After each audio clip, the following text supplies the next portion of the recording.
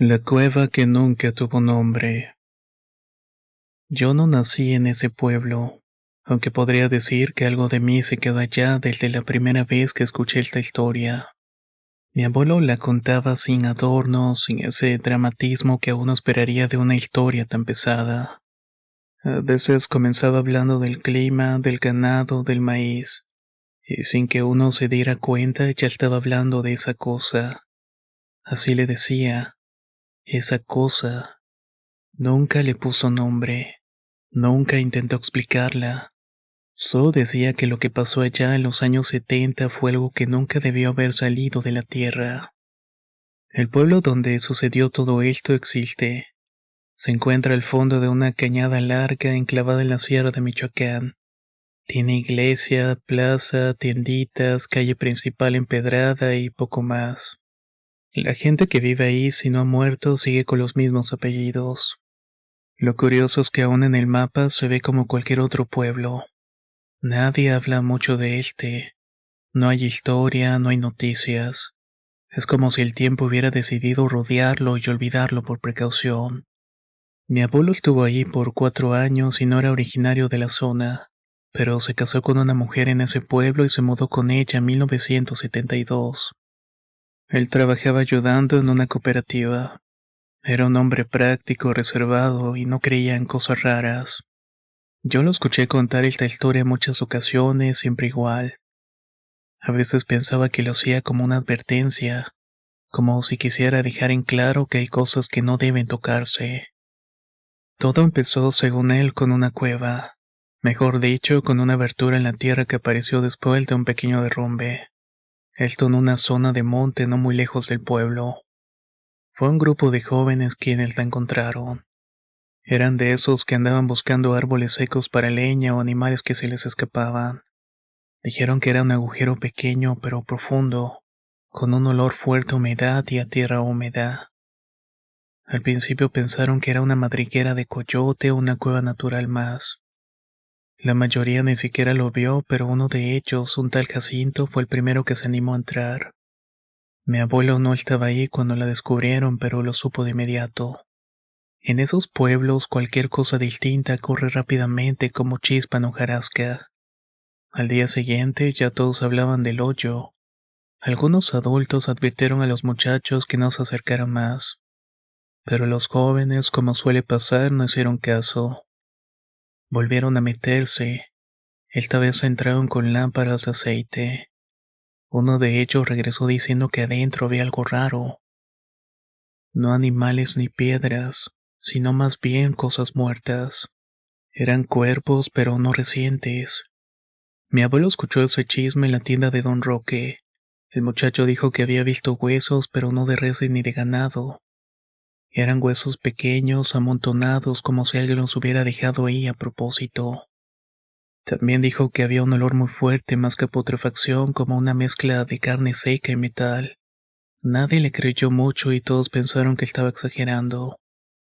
Hasta que empezaron a desaparecer los animales. Primero fueron gallinas, luego chivos y después perros. Alguien dijo que había visto una figura moviéndose entre el monte, en dirección a la cueva, pero nadie supo decir qué era. Solamente mencionaban que caminaba encorvada y rápidamente.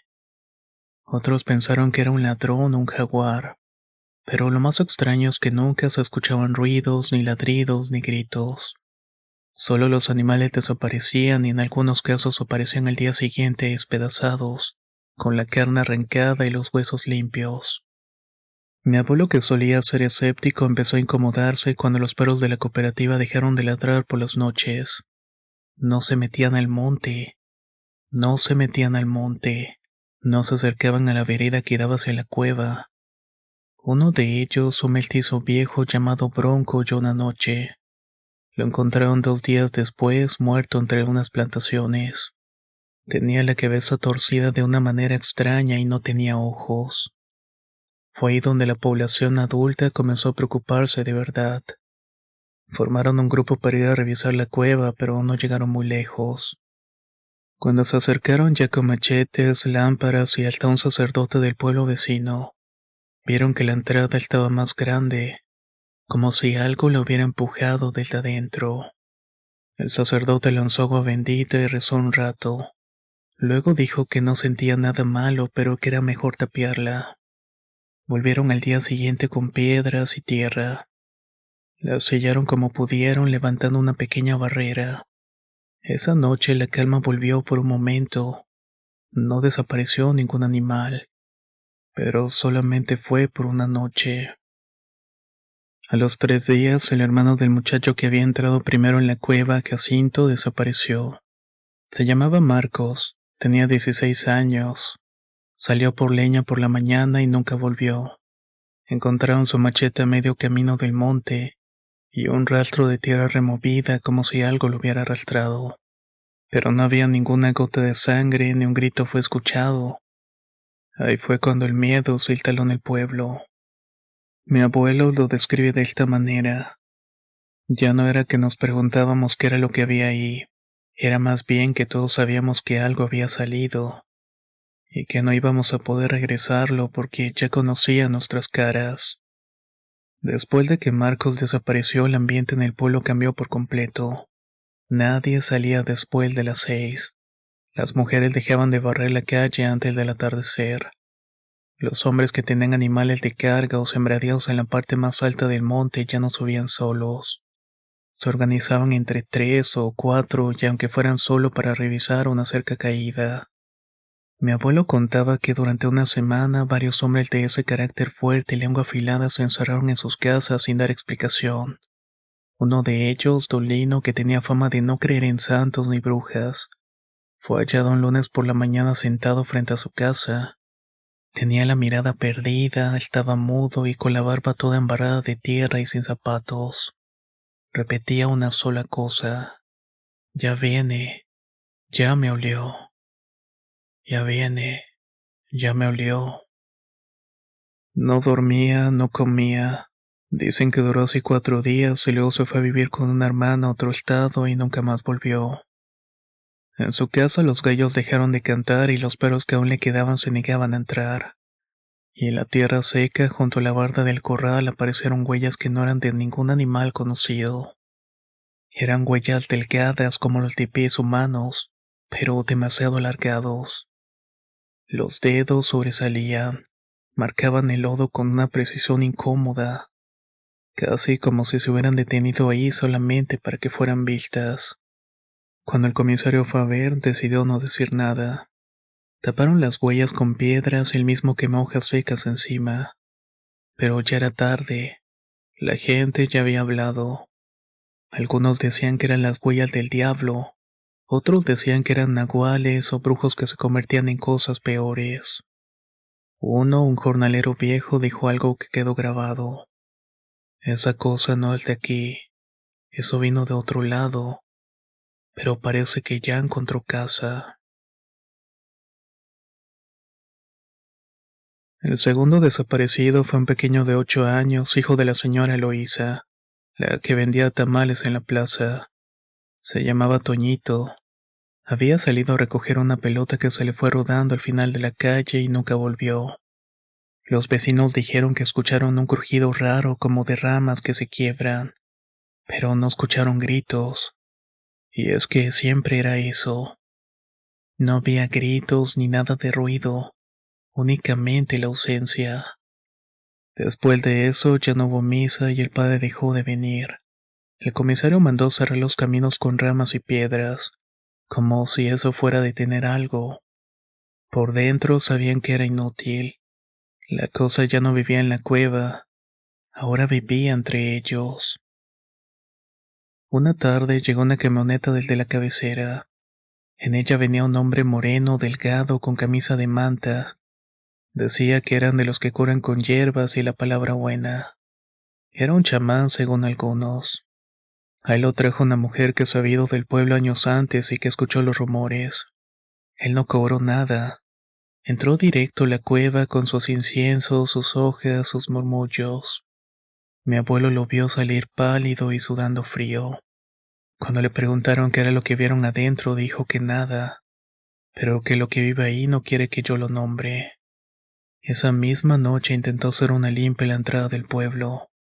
Encendió fuego con copal, trazó figuras en la tierra, repartió hojas amargas, todos estaban alrededor en silencio, y entonces se apagaron todas las velas al mismo tiempo. Dice que fue una ráfaga de aire que bajó del monte seca y sin olor, pero trajo algo. El chamán se cayó al suelo y al levantarse tenía sangre en la boca. Nadie lo había golpeado y nadie lo había tocado. Dijo que algo le había presionado el pecho desde adentro, como si un puño se hubiera formado dentro de sus costillas. Lo terminaron ayudando a subir a su camioneta y jamás volvió. Las noches siguientes fueron las peores. Los animales dejaban de moverse cuando caía la noche. Las casas crujían más de lo normal y las lámparas de petróleo comenzaban a fallar sin motivo. Y en ciertos puntos del pueblo, si uno se atrevía a salir al patio, se podía ver una silueta parada entre los árboles. Sobre todo en los márgenes donde el monte comenzaba. Mi abuelo decía que él la vio una sola vez. Estaba sentado junto a la puerta con el cuchillo en la mano, y escuchó unos sonidos del exterior cuando sintió que alguien lo estaba mirando. No escuchó pasos y no escuchó arrastre, solamente ese silencio grueso que parece que te aplasta los oídos.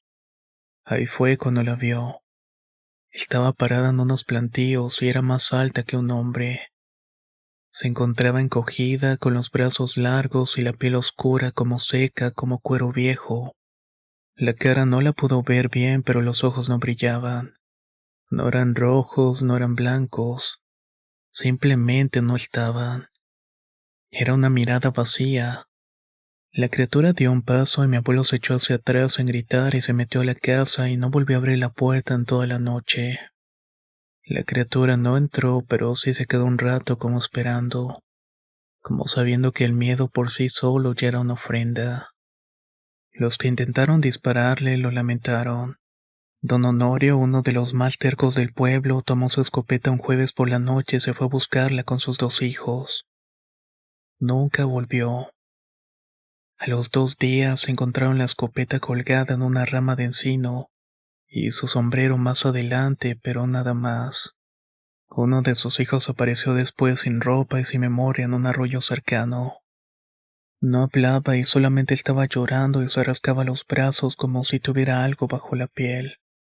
Murió 2 semanas más tarde por una infección en la sangre. Para ese punto nadie volvió a mencionar la cueva. Se convirtió en un lugar que se evitaba y a los niños se les enseñaba a no voltear hacia allá. Los hombres hablaban de susurros. El comisario ya no salía. Algunos decían que lo habían visto entrar a la iglesia una noche solo, hincado, pidiéndole a una virgen de yeso que lo llevara antes que se lo llevaran a él. Pero la criatura no tomaba cualquiera. No era constante y tampoco era predecible. Eso era lo que le hacía peor, porque nadie sabía cuándo le iba a tocar. Mi abuelo siempre decía que durante ese año el pueblo no vivía y solamente se mantenía a la espera. No hubo más entierros, no porque no hubiera muertos, sino porque muchos cuerpos nunca aparecieron. Las desapariciones ya no eran noticia, solo nombres que se dejaban de mencionar para no invocarlos. La costumbre era tapar los espejos por la noche y encender el fuego de leña aunque no hiciera frío. Mantener los cuartos interiores iluminados con veladoras que nunca se apagan. No lo hacíamos por fe, decía él, sino para que al menos algo brillara cuando se llevara uno. La criatura no atacaba cada noche, pero todos los días alguien faltaba. A veces un joven, a veces una abuela. Una tarde incluso desapareció un bebé de apenas 6 meses. Se lo llevaron de una cuna colocada justo del lado del fogón. La madre nunca escuchó el llanto, solamente un golpe seco del viento colándose por debajo de la puerta. Después de eso, varias familias se fueron. Lo hicieron sin despedirse, dejando las casas abiertas con platos en la mesa y puertas sin trancar. Los que se quedaban notaban que esas casas abandonadas tenían algo raro. No envejecían, no acumulaban polvo y no olían a cerrado. Era como si alguien las siguiera usando, como si otro tipo de presencia hubiera tomado posesión. Un grupo de hombres armados vino una mañana y nadie los había llamado.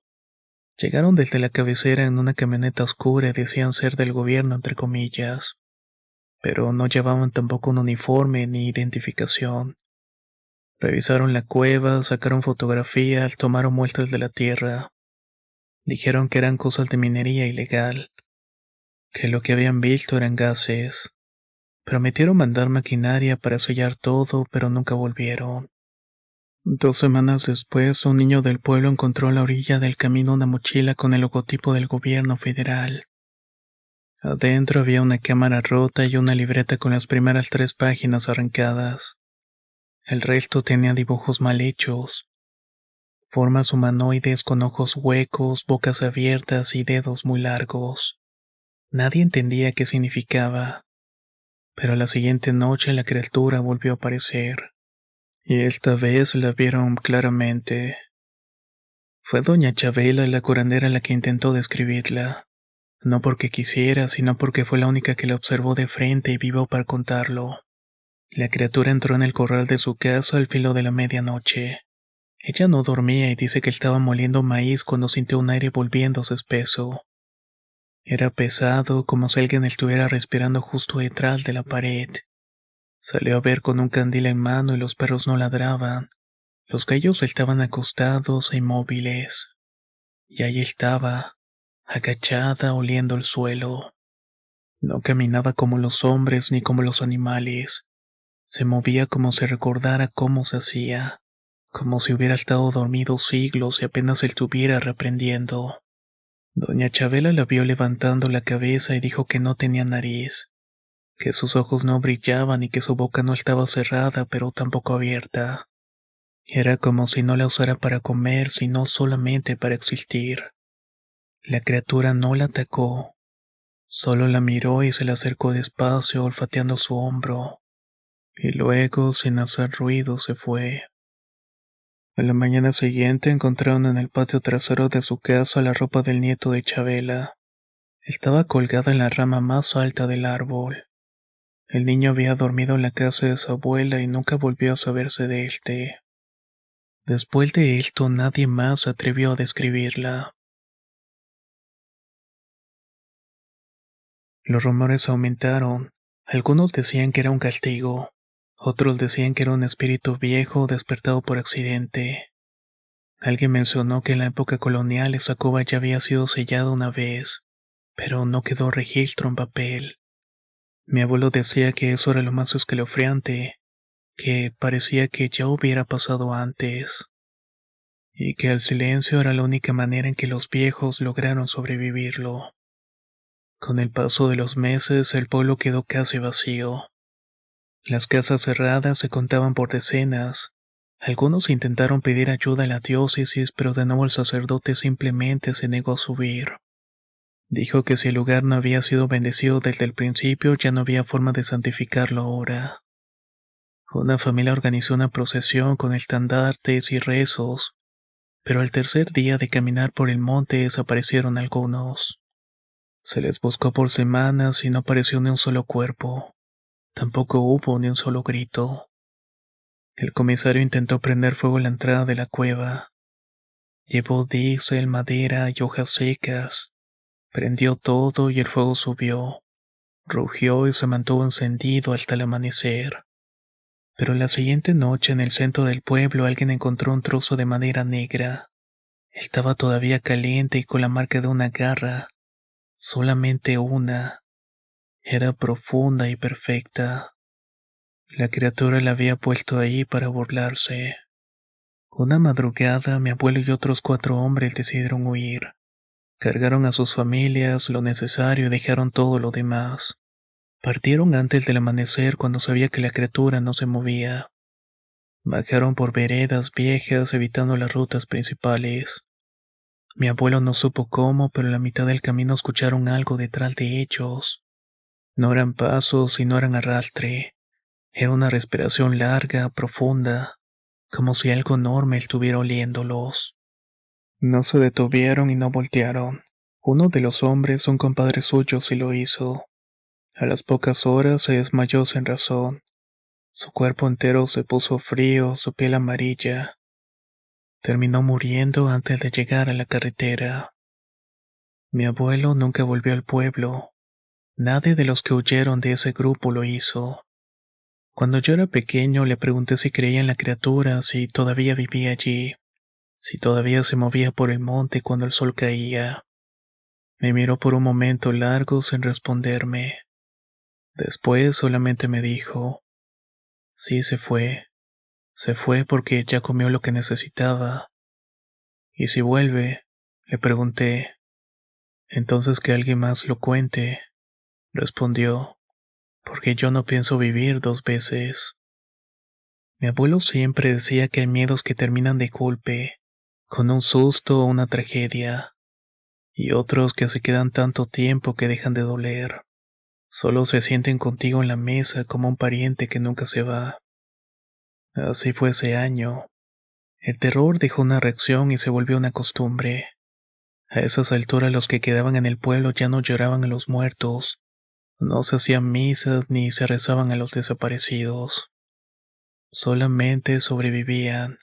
Esperaban que esa cosa, fuera lo que sea, no los eligiera esa noche. Las gallinas ya no ponían huevos, los perros no ladraban, las cosechas se secaban antes de tiempo, como si el suelo se hubiera contaminado con la presencia de eso que venía desde la cueva. El agua del pozo empezó a salir con un sabor raro, un dejo de hierro como si algo invisible se estuviera filtrando del abajo. Mi abuelo decía que los días eran extrañamente normales. Se podía trabajar, barrer, conversar. Pero cuando el sol empezaba a caer, allí era cuando todo el ambiente cambiaba. El aire se espesaba, las sombras parecían más largas. La luz anaranjada del atardecer era la última advertencia que todos conocían. No salgas, no hables, no mires. Nadie usaba relojes, pero todos sabían cuando ya era tarde. La criatura no era ruidosa, no aullaba, no chillaba, no arrastraba cadenas como en las historias viejas. Pero a veces si uno estaba muy cerca de la entrada de su casa se escuchaba como si algo caminara descalzo sobre las piedras. Lo hacía despacio, marcando un ruido con precisión. Había noches en las que no se escuchaba nada y esas eran las peores, porque era justamente cuando algo iba a pasar. Una tarde apareció en el pueblo un joven de unos 20 años. Nadie lo conocía y llevaba una mochila y una libreta. Decía ser estudiante de antropología de Morelia. Alguien le había hablado del pueblo o de la cueva, y él, como tantos otros de la ciudad, vino buscando una historia. La gente no quiso hablarle y solamente mi abuelo por alguna razón le dijo unas cuantas cosas. Esto fue antes de que se marchara del pueblo, obviamente. El joven insistía en que el pueblo había vivido una especie de fenómeno colectivo, que seguramente se trataba de una superstición o histeria comunal, o quizás alguna enfermedad transmitida por el agua. Dijo que quería acampar unos días cerca de la cueva para tomar muestras. Mi abuelo le dio un consejo. No se acerque más de la cuenta, no busque lo que no está buscándolo usted. Pero el joven no escuchó. Subió solo y esa misma noche el cielo se puso raro. Se nubló pero sin lluvia. Solo estuvo callado pero con el aire en movimiento. A la mañana siguiente un niño encontró su mochila tirada junto al camino. No hubo cuerpo nuevamente, solo una marca en la tierra como si algo pesado se hubiera arrastrado cuesta abajo. Después de eso nadie más volvió al pueblo por curiosidad. La criatura ya no se escondía. No hacía falta verla, ya todos sabían cuando estaba cerca. Se percibían el olor en el aire y con el silencio de los animales, con la forma en que los árboles se inclinaban con una brisa que no venía de ningún lado. Había noches en las que se quedaba parada frente a una casa durante horas sin moverse, sin hacer nada, solo esperando que alguien cometiera el error de asomarse. Aquí es donde otra persona del pueblo cometió ese error. Doña Matilde ya estaba vieja y decía que no le tenía miedo a nada, pero una noche abrió su ventana para ver si ya se había ido. Al día siguiente la encontraron en su cama muerta, pero no de forma natural. Estaba boca arriba, con los ojos completamente secos. Su piel estaba gris pegada al hueso, pero no había signos de violencia. Después de eso, algunas personas comenzaron a tapiar ventanas con ladrillos. Fue en este punto donde mi abuelo decidió irse porque ya era demasiado. Su esposa, mi abuela, quien nunca conocí, había enfermado meses antes. Nunca desapareció, pero se fue apagando poco a poco. Dejó de comer, de hablar y miraba por horas una mancha en la pared, como si él estuviera esperando algo. Y una noche simplemente dejó de respirar. Lo enterraron él, unos vecinos más y su compadre. Fue uno de los últimos entierros que hubo en el pueblo. Mi abuelo supo entonces que debía irse, no por miedo, aunque sí lo tenía, sino porque entendió que no iba a quedar nadie para contar lo que pasó. Porque si todos se iban, si todos morían, entonces esa cosa se quedaría sola otra vez, esperando que alguien más la despertara. Con el tiempo rehizo su vida en otro estado. Trabajó en cosas más sencillas, aunque nunca más volvió a vivir en un pueblo tan apartado. Tampoco volvió a confiar en la seguridad de las ciudades. Para él el peligro nunca fue el lugar, sino lo que podía despertar donde nadie buscaba. Yo crecí sabiendo que había algo en su pasado que lo hacía mirar hacia los cerros. En las noches tranquilas, cuando mi abuela, su segunda esposa, ya dormía, él se quedaba un rato más en la mecedora del patio. Lo hacía con una lámpara encendida como si esperara que algo lo viera el primero. Fue hasta que cumplí 22 años que me contó todo. Ya no tenía miedo, pero su voz no tenía prisa. Me lo fue dejando por partes, como si todavía midiera el peso de cada palabra. Nunca lloró, pero su mirada sí se perdía cada tanto en los rincones. Incluso me dio una vieja libreta con sus apuntes. Solo me dijo que la leyera, pero que no la mostrara, que no todos deben de saber. Yo no entendía el porqué, pero tenía sentido como historia, como advertencia. Pero ahora que han pasado los años comprendo lo que quería decir, porque no es una historia que debería repetirse. A veces cuando uno habla demasiado de ciertas cosas las llama, y mi abuelo sabía eso. El silencio no era cobardía, sino un cerco, una barrera. Por eso cuando falleció me tomó día al decidir qué hacer con su libreta.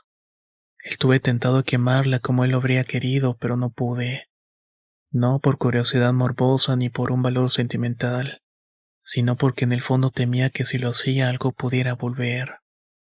La terminé guardando durante varios años, y prácticamente me olvidé del tema. Pero hace unos cuantos meses pasó algo. Un conocido mío, un arquitecto y entusiasta del senderismo, me habló de un viaje que haría por Michoacán, una ruta de exploración para localizar viejas estructuras coloniales olvidadas. En su recorrido había marcado en GPS varias veredas entre cerros, algunos pueblos que ya ni siquiera aparecían en los mapas. Me mostró fotos y anotaciones. En una de ellas mencionaba una cueva parcialmente colapsada, sellada por un guía local como un lugar donde no conviene acampar cerca. Cuando vi la imagen supe que era la misma. La entrada tenía la misma forma, el mismo tipo de piedra, el mismo monte alrededor y la misma inclinación del terreno. Pregunté dónde estaba y me lo dijo sin darle importancia. Hay un pequeño pueblo a unas 3 horas de ahí, pero ya casi nadie vive ahí. Es como una aldea fantasma. Hay casas cerradas, un par de ruinas y plantíos secos. Parece que lo abandonaron de golpe. No dije nada y solamente asentí. Al menos parece ser que lo que sea que habita en esa cueva está durmiendo nuevamente. Y sé que si algún día más aparece en esas tierras, si un pueblo empieza a callarse con los años y las lámparas se apagan sin razón aparente, si los perros dejan de ladrar y el aire empieza a saber a hierro, entonces será porque algo salió nuevamente, algo que no es un diablo, una bruja, un nahual o un espíritu, algo que solo come, algo que sabe esperar, algo que no tiene nombre.